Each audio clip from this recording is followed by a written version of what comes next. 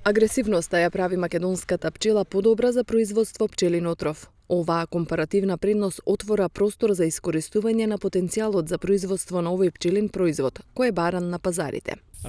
Тука нашиот терен изобилува со таков отров. Нашата пчела е доста агресивна и тоа треба да го искористиме на некој начин, бидејќи знаеме дека во западните земји пчелите не боцкаат, не се агресивни и многу тешко се провоцираат да го испуштат тој пчелин отров. Кај нас тоа мислам дека е предност, но единствено сега што фали е да се дојде до вистинските купувачи, да се дојде до вистинскиот квалитет кој се бара на пазарот и да се ефектуира таа идеја што ја имаме.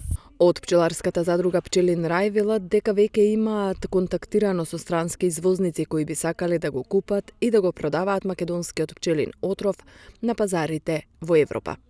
Имаме веќе разговарано со странски фирми кои се занимаваат со таков производ, па има најави, бараат високи стандарди на чистота, бараат многу хигиенски услови на собирање на тоа, бидејќи тоа сепак е лек и тоа мора да биде така на тој начин соберено.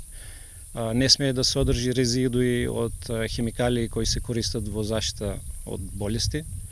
И кога сето тоа ќе го наредиме и ќе го составиме коцките, тогаш верувам дека ќе успееме и да собереме квалитетен отров и да го продадеме. Пчелниот отров покрај другото се користи и во медицината за лечење на околу 70 различни автоимуни болести, најчесто и за мултиплекс склероза, ревматски артритис и заболувања на крвните садови. Покрај тоа често се користи и за серуми кај луѓе кои доживеале шок, а се алергични на убот од пчели. Грам пчелин отров достигнува и до 5000 денари.